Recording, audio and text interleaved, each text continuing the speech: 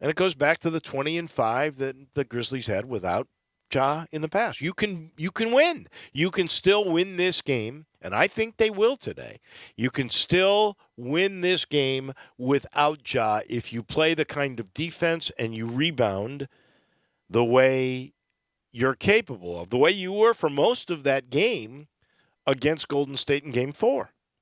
I think that I do. I think you're absolutely right. And a game at home too is certainly a favorable one to win. I do think they win tonight. To be honest, you played really good defense. You're in the game at the end. I think that's overlooked a little bit because there was a lot of criticism yesterday, rightfully so, of coaches and players and whatnot. But at the end of the day, you played good defense. You held. You were within 3 points at the end of the game. You were up the entire game. You just lost at the end. You were mentioning also earlier, looking back at Game 1, looking back at Game 4. I kind of look back. Steven Adams getting COVID too. We had this realization only the last 2 games of he can play in this series. Maybe that happens in Game 1 and 2 rather than Game 3 and 4. Whole different series. Well, for the most part, he's incredibly important and a starter in almost any series. It's just a couple where you have a mobile center that likes to move out and shoot 3-point range, and the switches were tough the way Minnesota played. But for the most part, he's a starter for you, and he couldn't play. And in this matchup in particular, Golden State does not have a true big man, and so he becomes even more important, and I'm sure he will start again tonight. I'm sure they'll go the same way they did with, obviously, Jaren Jackson Jr. and Steven Adams up front, with Dylan Brooks, with with Desmond Bane, and with Tyus Jones replacing Ja Morant, because Ja's not going to play in this thing. I would assume that is the way they will go. Brandon Clark, I think, needs to play like he did against Minnesota. I don't know what's happened there. But, we're, like you and I both think the Grizzlies are going to win tonight.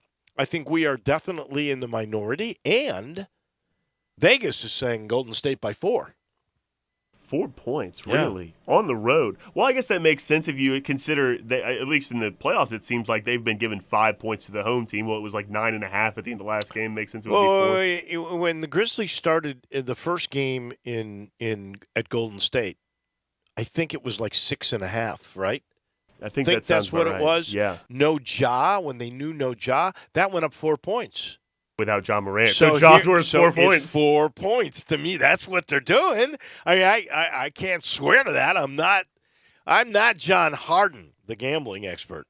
But I would assume that is sort of the shift in the way that line has been determined a little bit. But what does Ja mean, though? I mean, I'm sitting here saying I think they can win this game. I don't know if they can win the series, but I think they can win this game even without Ja, and I just go back to Game 4 as evidence as to why. But here's what Ja brings. He's clearly the fourth quarter go-to guy. Okay?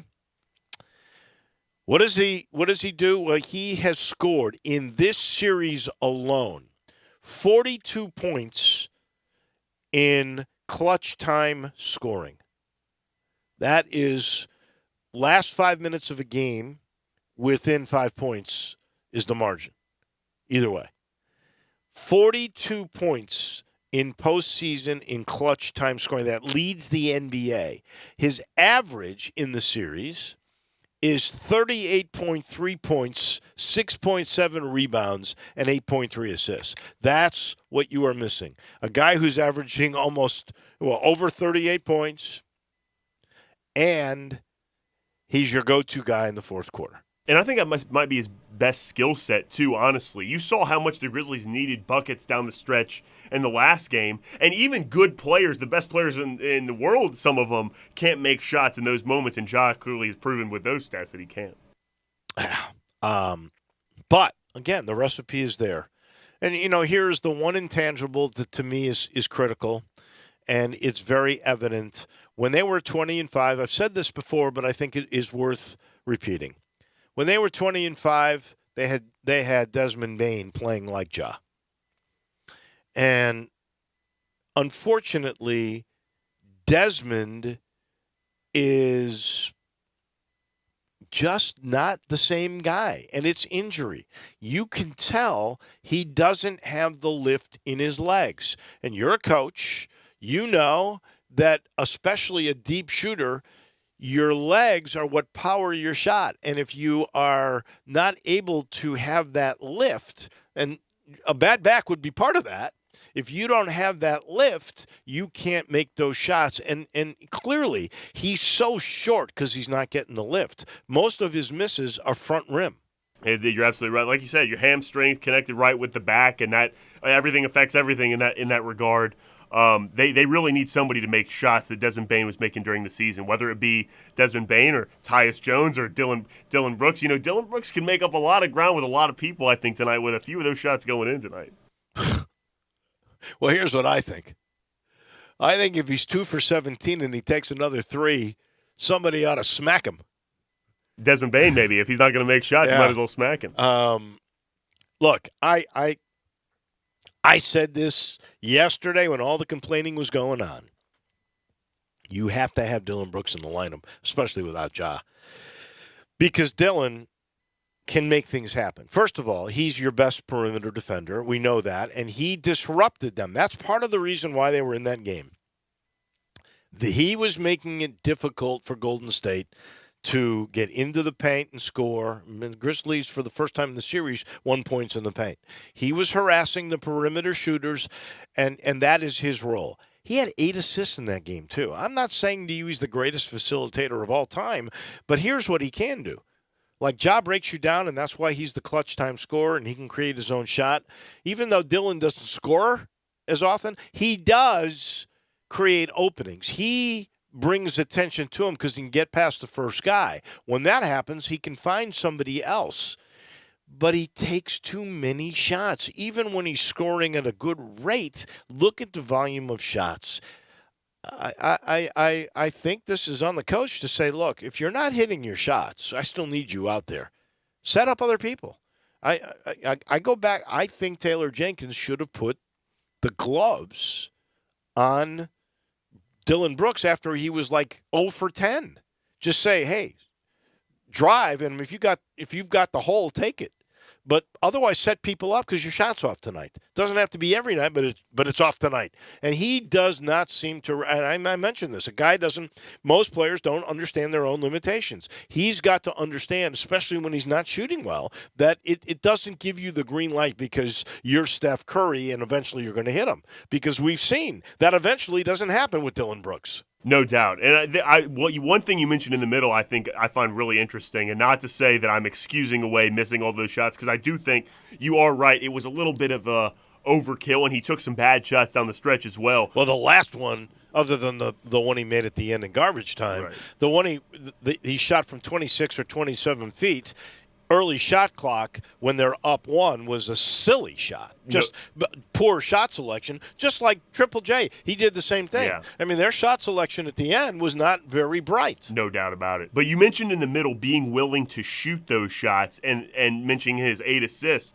That's something that I've heard Eric Spoelstra and the Miami Heat preach a ton with, like Duncan Robinson and this guy Max Strus that comes in, because some of them, these are undrafted players that might feel a little bit like, okay, I want to yield to these other guys, but they preach to them, come in there and fire. You have to be willing to shoot, whether you're 0 of 9, 0 of 10, or 7 of 10, because being willing to shoot is what draws the defense. That's what's important to defense guarding you and shutting it down. Not to say I'm explaining away his bad shots. He certainly took some bad ones down the stretch, but you just mentioned in the middle why he was able to make those assists, and that just came to my mind. Being willing to take those shots is very important to the success of an offense, even if you're missing them. Yeah.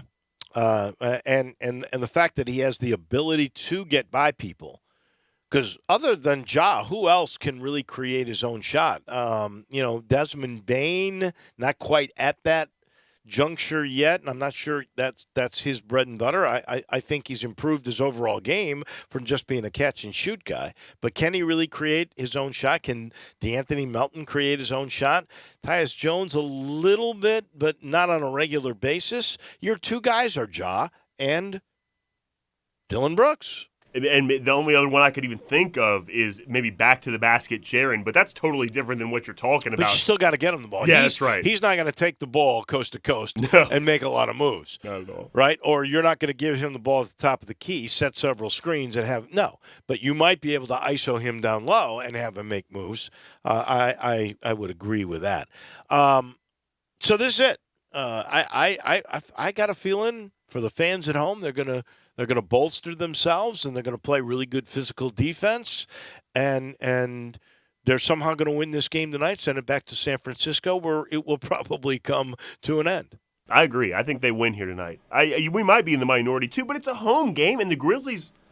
It's not for nothing. They're 20-5 without him this season. They can certainly win games. It's totally different in a series, but I think they win this one tonight at least. I would love to see Bane return to form. I don't know if physically he is capable of that, but if he does, it would go a long, long way. We're getting sort of the way things are going the rest of the league and the other series. Miami last night murdered Philly. Did you see much of that game? And Embiid had to go down again. And it was a clean play. A guy actually hit the ball. He was going, Embiid was going up, and the guy was defending against him, and the guy actually hit the ball, and the ball, from the momentum of getting struck, totally inadvertent, not purposeful. He was just trying to make a stop and block a shot.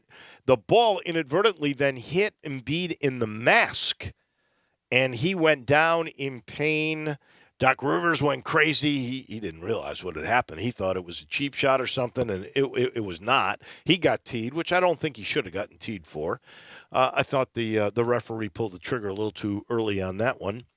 But he was never the same, Embiid. No, definitely the rest of the game. But to his credit, what a tough guy to be able to even get up after. He was in serious pain. Oh, there's no question. But 120-85, that's your final. And the Heat is up 3-2. Phoenix and Dallas were in a great game. It was like a 3-point game at the half. I mean, it was great. Back and forth. Doncic was terrific. They were hanging in with them. They were trying to be physical with Phoenix. And then halftime came.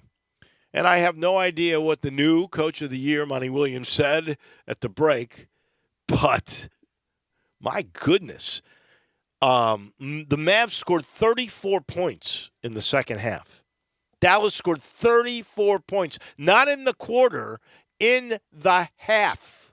It was unbelievable, honestly, the difference in the first half and the second half. Dallas's biggest drawback here is they just cannot play with the size of Ayton on the floor. Not that Ayton is a world beater. He did play well last night. He's a good player. Absolutely, but I don't they just think can't he hang gets with him. his due. No, he doesn't. I think he's a really solid player. He had 20 last night. Yeah, he played well. And you know what? He knows his limitations in his role. He doesn't try to do too much. He was the number 1 overall pick, right? That's correct. What is that, 3-4 years ago? Yeah, over Luka Doncic. Yeah. Now, if you had that in retrospect, I think you'd take Luka Doncic. But this guy is good. He has his role, and Dallas has nobody to stay with him. This is where they miss Porzingis.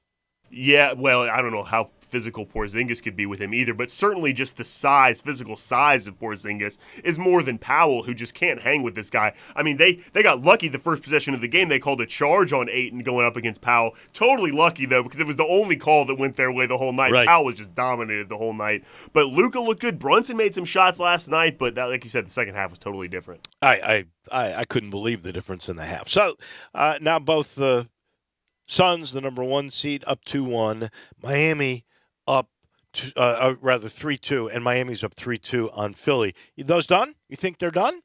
I don't know. I think the home team hasn't lost a game yet. I don't see why that changes in Game 6. I think they're both going to 7. Now, when it gets to 7, will the home team win again? Maybe, but I don't know. I feel better about Phoenix with Dallas. Unfortunately, so do I. I think Ayton, and let's face it, you got Chris Paul and you got Booker. That's why they won the most games in the NBA. I feel pretty good about Phoenix winning this series. The Miami series, I don't know, because if Embiid does get any kind of healthier, he can make a difference in that series. So we'll have to wait and see on that one. Some sad news in the NBA, and I remember when he played at St. Bonaventure. Bob Lanier passed away at the age of 73. If you don't know who Bob Lanier was, there was a rumor, like when he was young, that he had the biggest foot of any NBA player ever to play in the game. His shoe size, they said, was 22. 22 shoe size. I've never even heard of a shoe that large before. Well, turns out that it was in Korean measurement, that it was more like a 16 and a half. But still, he had the biggest foot of any NBA player for a period of time there. 8-time All-Star, played with the Detroit Pistons. I think he's amongst I think he was their scoring leader for a long period of time. I think it's been surpassed since then. He also played for the Milwaukee Bucks and then became sort of a global ambassador for the league. And then at the age of 73, unfortunately, was, I think, a brief illness that took him. So he passed away yesterday, and I know the league will send out condolences, and there will probably be much ado made tonight on the national broadcasts. I would suspect that there would be. History last night. Did you see this, J-Mo? I tell you, a little bit of history. I won't know until I hear it, I suppose. Don't you love baseball? I do love baseball. Don't you know what happened last night? I'm afraid I don't. Angels rookie pitcher, kid played at Louisville, Reed Detmer, threw a no-hitter over Tampa, 12-0. He does this at the age of 22, so he's the youngest since 2006 when Anibal Sanchez fired one for the Florida Marlins. It is, by the way, the 12th no-hitter in Angels history. It is the second no-hitter for Major League Baseball this year. But the youngest guy to do it since 2006, so what is that, 16 years ago? Does that devalue the no-hitter that this guy threw one?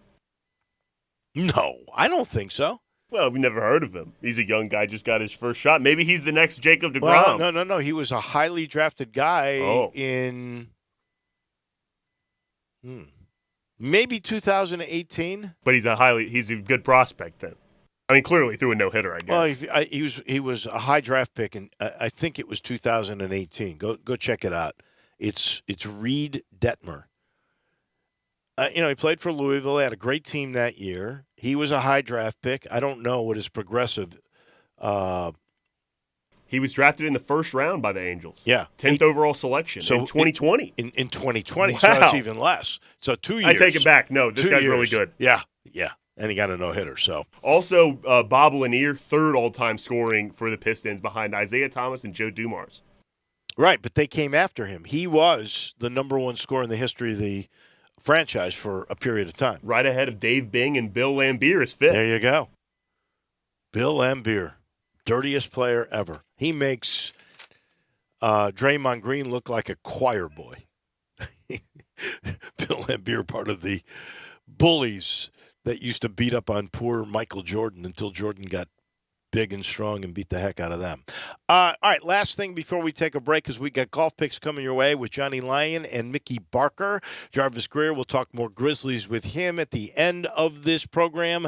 But this will tell you that Tom Brady wants to be the greatest of all time at everything. He's the greatest of all time at quarterback. Can we dispute that? No, I mean, it's always Aaron Rodgers, maybe, No, he's better than Aaron Rodgers. Just better look at winner. the rings. It's hard to compare eras. Like, is he a greater quarterback than Joe Montana? Different eras. He's got more rings. If we gauge it just on championships, but football is such a team sport, it's hard to do that. But I would have to say, Tom Brady is probably the greatest quarterback of all time. Now he wants to be the greatest broadcaster of all time. Here's what he is for sure. Once he retires from Tampa and becomes a broadcaster, he will be the richest broadcaster of all time. Because did you see his deal with Fox? It's insane. A 10-year, $375 million deal for a guy who has never done a game in his life. $375 million. That comes to $37.5 million a year. That's what's waiting for you when you decide to leave the NFL. And by the way, that's more money than he's making as a player. Yeah, if you take his entire earnings for 23 years, it's $50 million more than he made he's going to make in 10 years of doing broadcasting than he did playing. Say that again. So for 23 years playing football, he's made how much? $400 million. Okay. And he's going to make $450 million broadcasting, so still $50 million more. Now, how does it $450? It's $375. Oh, well, then it's $315 is what he $325 is what he made. I got the figures wrong. Okay. But I know it's $50 million more he's going to make broadcasting than he made in 23 years of playing. So basically what he'll have made is $325 million. That now let's not forget that doesn't include the endorsements that he's had. Correct. Because I think his net worth, I want to say he's like worth 400 or 500 million now, and his wife is actually worth more. They're worth over $1 billion together. And now you can add another 375 mil to the pot in 10 years. This according to Clutch Points. I don't know how credible a source this is, but Tom Brady's net worth in 2022 is $400 million. Okay. And now look up Giselle and what her net worth is. I'm telling you, it's like 800 million. It's definitely more than Tom Brady. Oh, wow. No, hers, this according to the same website, is $400 million as well. I thought she was worth more. Every other little, Forbes thing I've seen, she makes more. I've seen that as well. I don't know why. I'll look into it. Anyway, they're close to $1 billion. And add another 375 for whenever he's done. Seems like a good group there. You add her buku amounts of millions and his buku amounts of millions. I think it's probably a smart investment for Fox because they've lost Buck and Troy Aikman, right? And they looked like they had an egg on their face from that one.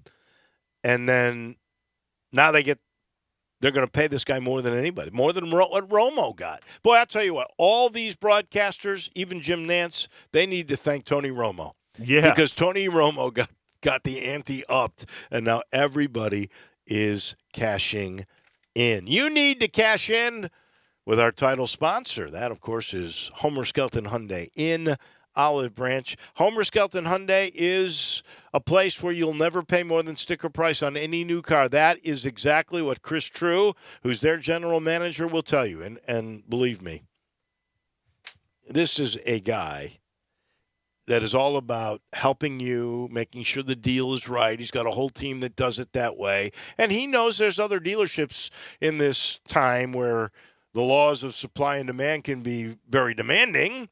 He's not going to take advantage of the situation. You'll never pay more than sticker price on a new car at Homer Skelton Hyundai in Olive Branch. And you know where that is by now. That is right on the corner of the very first exit in Mississippi. That would be Craft Road and Highway 78 Lamar in Memphis. So go take advantage of if there's a new car with the knowledge that you're never going to pay more than sticker price. And this portion of the show is brought to you by Dinstall's. Tonight's the night. Make sure you got Dinstall's ready for your watch party. Everybody's going to be watching Game 5. Everything from Cashew Crunch, Heavenly Crunch, Turtlettes. I love their Turtlettes. Of course, Cashew Crunch is their signature. And then there's the chocolate-covered grapes. Today, also, by the way, if you didn't know this, did you know it's Nurses Appreciation Day, J-Mo? I had no idea. You ought to get out to Dinstall's right now and to your favorite nurse, whomever that may be, get them some Turtlettes. Graduation month is here in full bloom.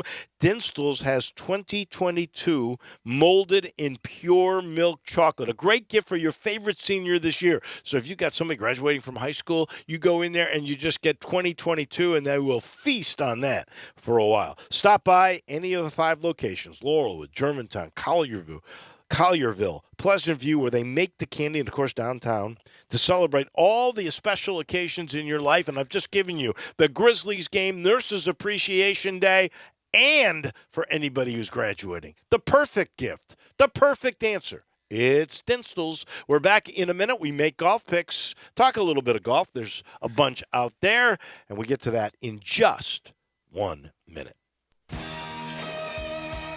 Add a little fun to your lunch break. Join Johnny Radio for Sports 56 Happy Hour from 11 to 1 every weekday on Sports 56 and 98.5 FM. Hey, I got Jeff Allen live on the phone. Hey, what's going on over there at Gossett Kia, South Mount Moriah? Look, Randy, it's crazy over here, and that's because we'll do whatever it takes to put you in a new Kia today. Check this out. I've got a 2022 Kia Forte LXS, only $219 a month, and a 2022 Kia Soul LX, $240 a month. Both 36-month lease and $27.99 due at signing. And if you're looking for some SUV action, 2022 Kia Sorento LX, $315, 36-month lease, and $34.99 due at signing. And I know all Gossett Kias are equipped with a 10-year, 100,000-mile powertrain limited warranty. That's right, Randy. So whether you live in Horn Lake, South Haven, Olive Branch, or Memphis, you'll be happy at Gossett Kia Mount Moriah. 2680 Mount Moriah or KiaMountMoriah.com. All 36-month leases, Forte NE 483 548, MSRP 21435, sold NHO 2976, MSRP 22045, Sorrento NG 116657, MSRP 31290. Includes all rebates and incentives, must finance through Kia, excludes tax title and license with approved credit. See dealer for complete details. Offer valid through 6/2/22. Dealer stock only. Warranties. A limited powertrain warranty. See Kia.com or retailer for details. Hey fellas, Bill Russell at Russell Brothers Fine Jewelers, and I want to ask you a question. Do you have any gift-giving occasions in May? Does somebody special have a birthday? Or maybe you have an anniversary this month that it would be very wise not to forget. Do you need to remember a hard-working graduate with a little present that tells them how proud you are of their achievement? Or maybe a Mother's Day gift for your mom or your wife. And you never go wrong with a gift for no reason at all. Just a gift that simply says, I love you. For over 37 years at Russell Brothers, we've been helping men out of their gift-giving dilemmas. Our A-plus rating with the Better Business Bureau, along with the beauty of our jewelry and our quality, value, and service. That's why our thousands of loyal customers have been coming to Russell Brothers for 5 decades, and they keep on coming. We invite you to Russell Brothers Fine Jewelers, 4646 Poplar at Perkins. It's been said that the world always looks brighter from behind a smile. So why not let my friend, Dr. Mehdi Sadeghi, and his friendly staff at the Smile Center Memphis help brighten up your world. The Smile Center is a local family dentistry located in Germantown, specializing in cosmetic crown veneers, teeth whitening, and Invisalign clear braces, all with free consultation and second opinions. New patients are welcome, and if you don't have dental insurance, don't frown. They have an in-office plan to fit your specific needs. Same-day emergency service available as well. Give Mehdi a call, 309-1333, or visit their website at smilecentermemphis.com. Now back to Wolo and Friends on Sports 56 and 98.5 FM, presented by Homer Skelton Hyundai. Here once again is the voice of the Tigers, Dave Woloshin. Welcome back in. Golf picks coming your way in a minute. Brought to you by Conway Services, heating, cooling, plumbing, electric, and, of course, the famous tune-up. Get it done now, 90 degrees. That's what we are facing, 90 degrees today. Is your house going to make it? Is it cool? Will it be efficient? Will it kill you on your MLGW bill? If you are smart about this, twice a year you'll get the tune-up. Your system will last longer, and your MLGW bill will go down. This is where they come out. They do 16-point Energy Saver Super Tune-up. Make sure everything's efficient and running in harmony inside your little utility closet. Then they'll go outside and they will do all of the cleanup of that outside unit. Oh, and by the way, for now, they'll check your Freon levels too. Man, it's good to know when your system is going to run and efficiently run for a long time. All you got to do is call 384-3511. They'll make sure that will happen for you if you call Conway Services, heating, cooling, plumbing, and electric. Mickey Barker joins us now, head of all of City Golf. We are still waiting for our friend Johnny Lyon so we can make golf picks. Johnny's still on top with $3.25 million. Mickey, you've moved to second, $1,922,000. We're close though. I'm still last by $2,000. J-Mo and I are about $200,000 behind you, so we are trying desperately to catch everybody here. Been a lot of fun. There is some news today, too. The PGA Tour has denied all the releases to the players who asked so they could participate in that Saudi LIV Golf Invitational Series. The first one's supposed to happen in 2 weeks in London. Greg Norman, who's the spokesperson for the Saudi League, it's financed by the Prince of Saudi Arabia, says it's anti-golfer, anti-fan, anti-competitive. He's going to go to court There are still some that are going to play.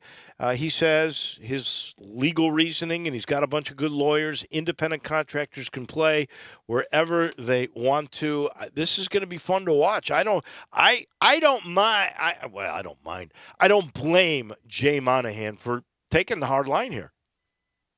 Do you? No, I don't either. I don't at all. I didn't really think he would go that direction, as we talked about last week, but I don't blame him a bit. He's got to protect his league and the PGA Tour as best as his ability. And we did get new announcements. Tiger Woods going to play Southern Hills. So is Phil Mickelson. You surprised at either? No, not at all. I really had a good feeling that both of them would play. Not sure how well they will play. I think Tiger will probably play a good bit better than Phil will. But you never know with either one of those guys.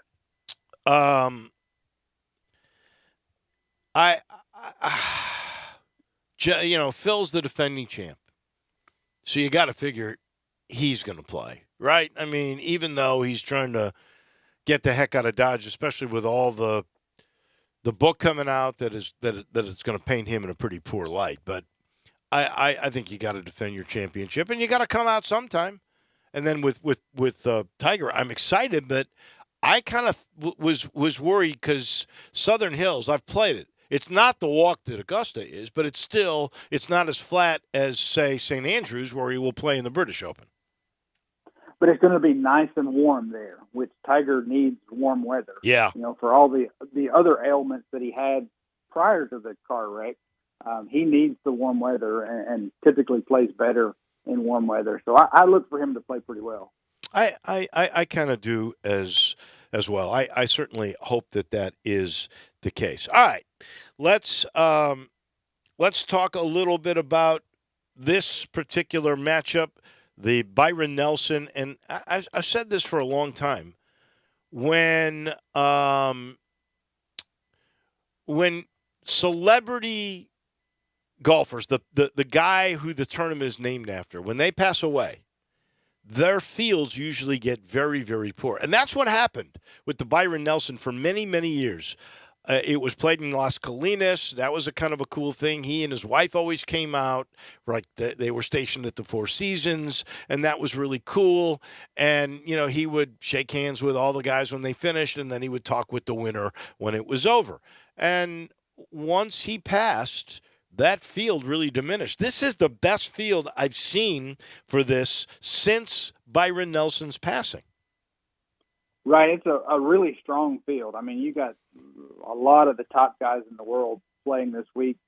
Most of the time they don't play right before a major, but most of them have had a couple of weeks off, so I think they wanted to get back into that competitive flow. And both tournaments are right there in Texas, and then next week in Oklahoma. So I think it was set up for them to have a great field this week. I am really glad, especially with the way the new schedule is, where you've got a major every month. It is hard for a lot of these traditional tournaments to keep their good fields. This one has come back around. That's nice to see. Johnny Lyon joins us now. And last week, Mickey gave us the update on when he thinks, in July, the new Overton Park golf course will open up. Johnny, I know you used to play that golf course as a junior yourself.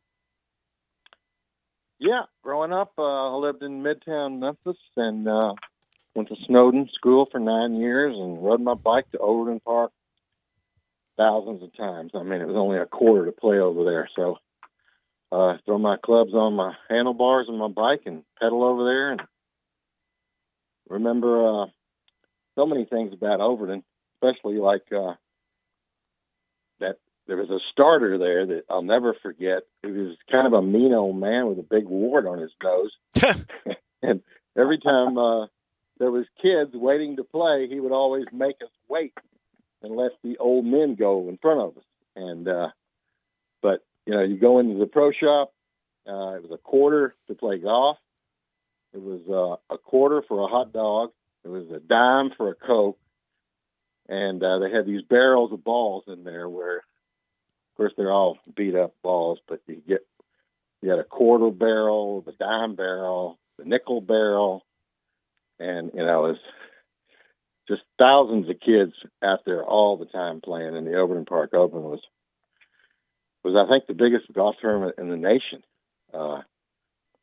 Mickey, So, do you envision? I know it's not going to be the same prices, but do you envision that kind of the OPO getting bigger again, and that golf course really springing to life once you open it? We do. We feel like the Overton Park Junior Open is going to be tremendous. We're counting on a full field of 200. For this first year, we're not. That's what we're planning for. Not sure exactly, how many we'll have until the entries close. But as far as the price goes, actually, since Johnny played, we're going down on the price for juniors. They will continue to play for $0. Wow! As soon as we reopen, so all juniors that are under 18 years of age can play all day walking at Overton, and it won't cost them a dime. You're kidding. Anybody under 18 gets to go play Overton Park, even this new one, for nothing? For nothing. And that goes for all of our golf courses, with the exception of Galloway. They can play Monday through Friday, for nothing. Won't cost them a penny for their greens fee, and then even on the weekends after 12. Wow. All right. Let's get to this tournament in Dallas. It is the Byron Nelson. It is the best field we mentioned that we've seen in years. I am $2,000 behind J-Mo. He goes second now. Mickey, you've moved into second. Johnny's still got a fairly comfortable lead on all of us, but not if somebody wins a tournament here, this thing gets really jumbled. So I'm going to go with the guy who's been off but has become the best player, Scotty Scheffler. I'm gonna stay with him until he proves that he's human. I put two guys on my power rankings picking second, Dave. Scotty Scheffler was one of them. The other one, Sam Burns. I'm taking Sam Burns, top 10 players playing good golf. Like that pick. So, Mickey. You guys are taking the top two off my list as well. So I'm going to go with Spieth. He's hard to beat in Texas. Yep. You know that he'll make the cut, so we'll go with Jordan. All right, and then Johnny in first place with $3.275 million. Who do you like, O Guru? I like Will Zalatoris. Okay. Will Zalatoris, third on the power list. How about that? All right, so now top 50. The highest ranked top 50 guy in this field is Brian Harman, the left-hander. You know what? Good pick, but not for me. I've got a hunch. Jonathan Vegas. This course is set up for him. Give me Vegas as my shock pick. Well, I also had Johnny Vegas, Dave, so you took the two guys I was going to take, but I actually have to correct you on Brian Harman being the highest-ranked guy outside the top 50. There's one higher. Who? Sepp Straka is 51 this week, so I'm going to take Sepp Straka. He's in the field? He's in the field. I missed that. Wow. Both good picks, and they said that this golf course is pretty open as far as plenty of room to drive it in. Yeah. So Bubba Watson is outside He the is. top 50. So I'm going to take Bubba Watson. That is it. Last pick, Johnny Lyon. I think Cameron Champ. Yep. Is he okay? Yes, he is. Good deal. Cameron Champ. So here's the picks. I've got Scheffler in Vegas. J-Mo's got Burns and Straka. Mickey's got Spieth and Bubba. And Johnny's got Will Zalatoris and Cameron Champ. Best of luck to everybody. We're in Oklahoma next week. Isn't that what you just said? Is that's it? Southern Hills. That's the PGA, isn't it? That's right. Wow. I love it Yep. that we have a major every month. Yep. Not good Tommy for Bolt all the won tournaments. The U.S. Open. Yeah, wow. And we'll have Phil and we'll have Tiger. It will be a lot of fun. We'll make our picks on that next week. Thank you, guys. We appreciate it. Have a great weekend Good deal. watching golf. Thank you, Thanks, Wolo. Dave. Mickey Barker and Johnny Lyon, and they are brought to you by the best thing to have after a round of golf. That would be Poppy's Pills. That's the Pilsner. It's the pill that the doctor has ordered. It's the light, crisp, and refreshing Pilsner from Memphis's own Grind City Brewing. Ultra crushable, built for speed, And as I just said, it's made in your backyard. Support great Memphis products, and this is one of those. We mentioned Dinstall's earlier. I love the Grind City products. I love the Tiger Tail, and I'm crazy about Poppy's Pills. It's available in 6-packs or 15-packs. It is best enjoyed ice cold, and you want it ice cold after a day of golf if it's 90 degrees like today. Call the doctor. Get Poppy's Pills, the Poppy's Pilsner from Grind City Brewing. We take a break. Jarvo from Action News 5, Jarvis Greer, is right around the corner. Let former Memphis Tiger Gabe Kuhn and Brett Norsworthy take you home every afternoon with Sports Time on Sports 56. Weekdays from 3 to 6 here on Sports 56 and 98.5 FM. Looking for a new job? Contact Pro Resume. Sending out hundreds of resumes. No response? Contact Pro Resume. Tired of working for peanuts? Contact Pro Resume. Pro Resume's the resume expert in the Mid-South. Go to ProResume.biz or call 685-1950. The fastest way to a new job.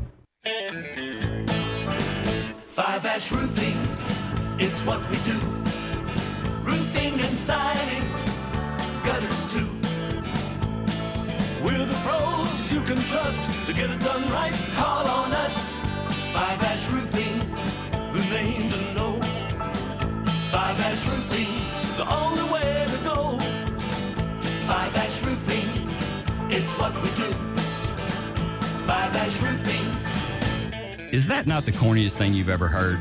Can you believe I paid good money for that silly jingle? Well, the experts say make it memorable, and I think I got my money's worth. 5-Ash Roof Services, proud partner of the Memphis Tigers and the official roofer of the Tigers home team. 5-Ash Roofing, 367-0050 or memphisroofer.com. 367-0050 or memphisroofer.com. 5-Ash Roofing, it's what we do. We're here for you. Tired of waiting on your sportsbook? Waiting for deposits and withdrawals? No more waiting with Action 24/7. We're cutting out the middleman. Deposit or withdrawal in cash. Action 24/7 has more than 100 partners in Tennessee for cash deposits and withdrawals. Visit action247.com for a location. Cash deposits and withdrawals from your Tennessee sportsbook. Action247.com. You got action. Must be 21 or older and in Tennessee. For problem gambling support, call 800-889-9789. Mid-South Hobbies is passionate about your hobby. They have your favorite model airplanes, boats, race cars, and trains to build with brands you know like Traxxas, Lionel, and LGB. Mid-South Hobbies has all the accessories to make them complete and thousands of paint colors to make them shine. You can reach the sky with rockets and kites or reach deep into your imagination with action figures, comic book superheroes, and fantasy quest games. Get passionate about your hobby at Mid-South Hobbies, 4862 Summer Avenue. Now, back to Wolo and Friends on Sports 56 and 98.5 FM, presented by Homer Skelton Hyundai. Here once again is the voice of the Tigers, Dave Woloshin. Jarvis Greer from Action News 5 always takes us home on Wednesday mid-morning, and he is back from San Francisco. He was the only TV-affiliated guy that went to San Francisco, so the folks at Channel 5 are paying the big bucks for Jarvo. I guess the first question is, I've never been in the Chase Center, and Memphis, the Tigers almost went there. They would have played Arkansas had they beaten Gonzaga. Obviously, that didn't work out. What's that arena like? Well, it's new. It's brand spanking new. It opened, basically 3 years ago, but they really didn't get a chance to showcase because of the pandemic. And so this is really the first real year that it's been full. And it's a beautiful arena. But I think the thing is, it's $1.8 billion.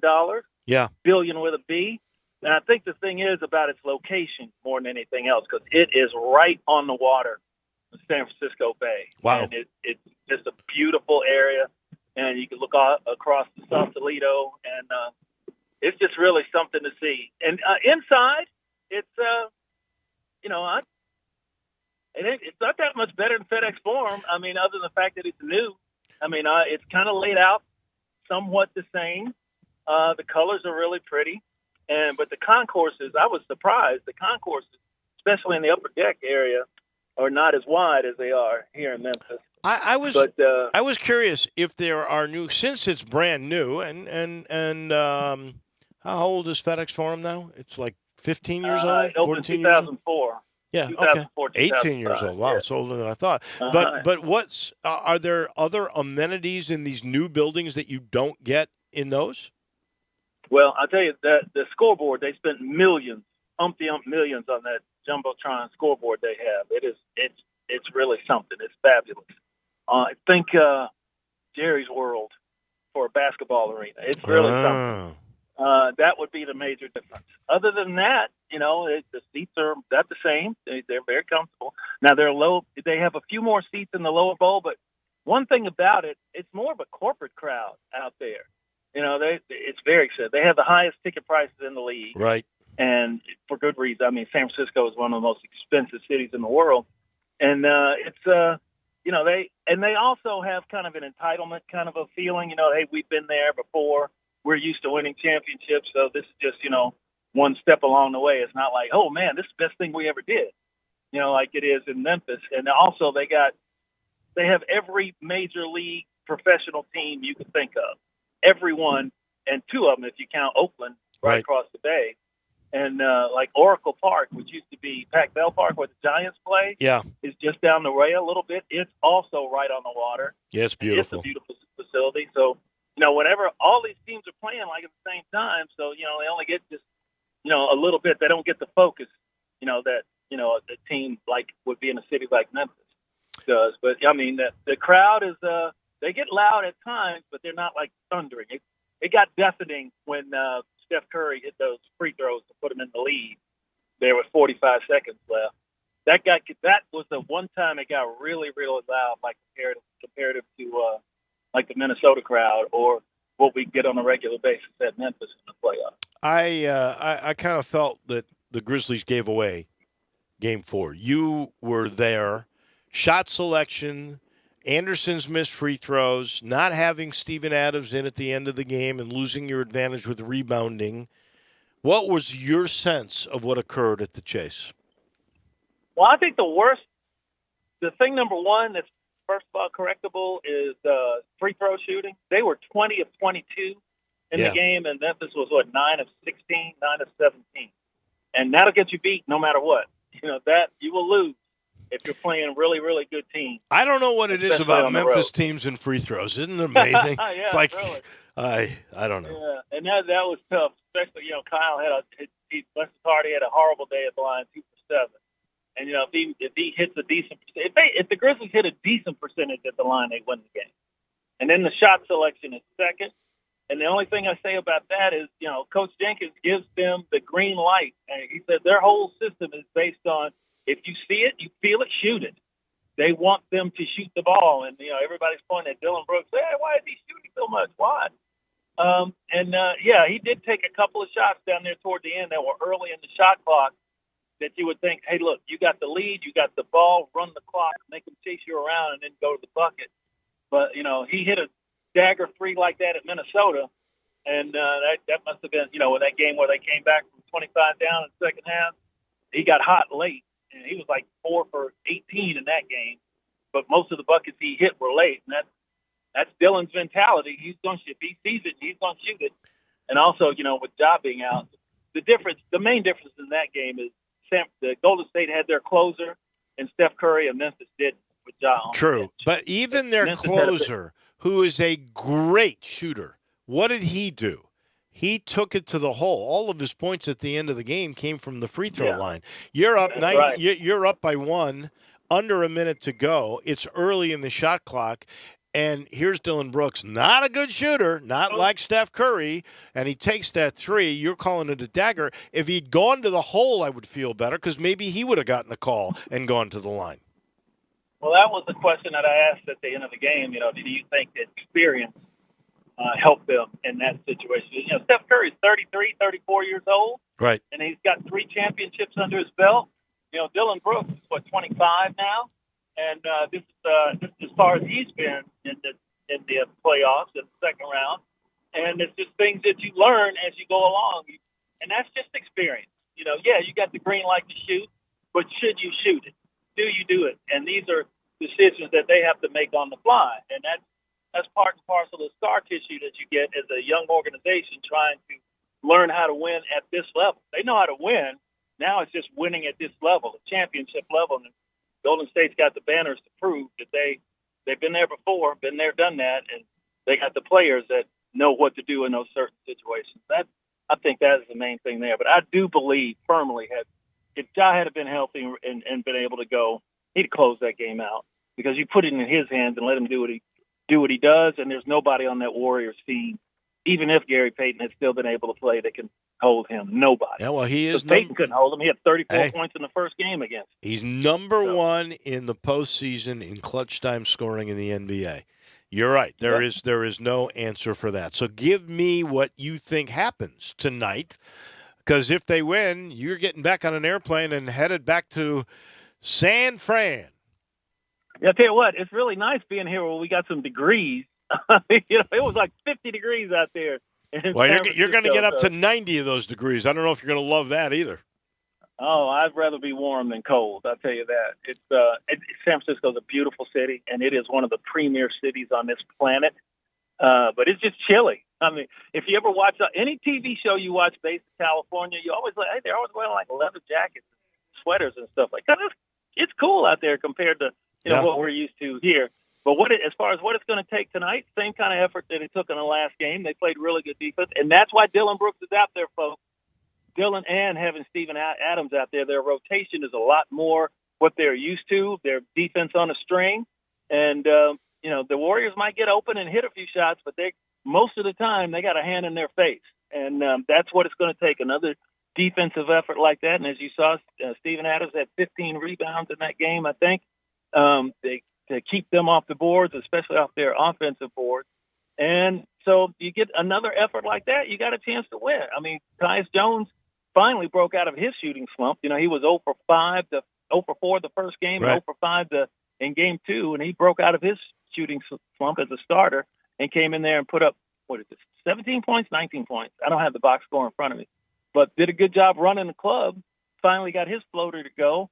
Jaren Jackson Jr., didn't hit a three, but he did everything else really well. Maybe he pops a couple of threes, and you got the home crowd. And this crowd is going to be on Golden State's butt all night long, and it's going to be fun, a fun atmosphere to be a part of. Great, I agree. Just like you expect. Yeah. In the playoffs. Hey, when you're playing NBA basketball at home, and it is May 11th, it's going to be fun and it is going to be intense. Enjoy tonight. Hope you get to go back to San Francisco. Have you packed your bag already? I hadn't unpacked. We just got back last night. We didn't get back till about 10 o'clock. So you're thinking you're going back? I'm hoping we go back, and I believe that we can do it. I believe the Grizzlies can get it done. I mean, I agree. They're 6 points from being 3-1 up.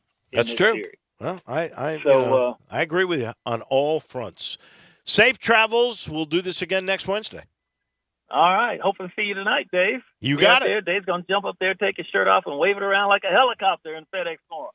I might have done that like 30 years ago. That's not happening anymore. Aren't we all? I don't have that sculpted body of Jarvis Greer. That's why I'm radio. That's why I'm radio and you're TV, big boy. All right, Dave. Thank you. Take care, Jarvis. That's Jarvis Greer from Action News 5. He's brought to you by Miramichi. You know that if you go to Miramichi right now and you are my age, or even Jarvis's age, not J-Mo's age, but everybody else's, you get to play for $33 Tuesday, Wednesday, and Thursday. Seniors get to play golf. They get a cart. They get range balls. You get to use the practice facilities. And you can do that for $33. Woo, baby. If you have not been to Miramichi, it's 12 minutes north of downtown in Woodstock. It is 330 acres of natural beauty, 7,400 yards if you want to play championship golf. I like the 6,300-yard tee boxes. There's 4 or 5 that you can choose from. You'll find something that you love. Golf Week says if you're playing golf in the state of Tennessee, you got to play Miramichi, and I can understand why. And then when your round is over, you got to go to the Terrace. That's the bar above Eden 19 with the best view in Shelby County. Full-service bar, food, TVs to watch sports. It's fantastic. Miramichi, go see what I'm talking about. We thank Jarvis. We thank Johnny Lyon and Mickey Barker. The golf picks are in. I am off tomorrow. I will come your way from Athens, Georgia on Friday. Have a great day, everybody. I know the sweetest thing in Memphis.